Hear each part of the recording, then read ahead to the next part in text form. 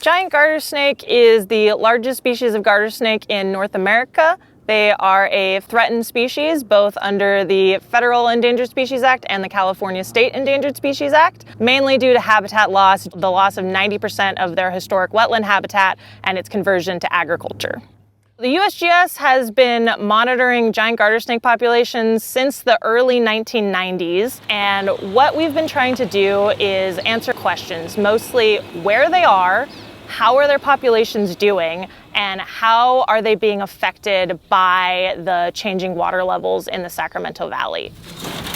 And so the way that we do that is we put out modified minnow traps, and we put them in a line of about 50 to 100, so they're about a kilometer long. They're not baited, but they do become naturally baited as fish and frogs swim into the traps and get trapped in them.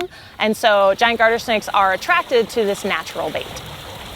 In ecology, we have a phrase known as conservation reliant, which is describing species that cannot persist without the use of conservation measures.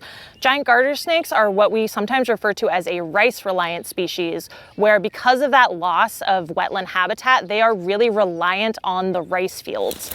They are an umbrella species, so a lot of the things that they need to survive, many other species in their habitat need to survive. And so by working to conserve giant gartersnakes, we're able to conserve a multitude of different species. Oh, hi.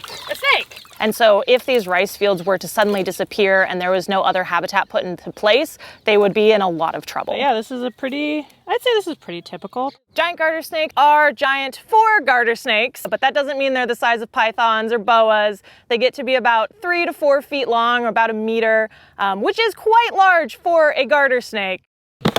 When we catch them, we mark them so that if we recapture them, we can use statistics to estimate the population abundance, as well as whether the population is increasing or declining. And now we're gonna release her where we found her. She's gotten a new set of measurements done. We know which individual she is, and we're gonna put her back in the exact same spot we found her. We trap throughout the Sacramento Valley from Natomas all the way up to Butte County, and so we get a really good idea of what their population is doing in different years, drought years and not so drought years. I hope that the future looks good. Giant gartersnakes are in a situation where they benefit from a lot of the things that benefit the agriculture and the rice out here, and that is a huge step in the right direction. With impending drought and climate change, it's hard to be optimistic about any kind of conservation in general, but I really think that giant gartersnakes are set up for success with these rice fields. If the rice industry wasn't here and we had lost all of those wetlands, they would most likely be extinct.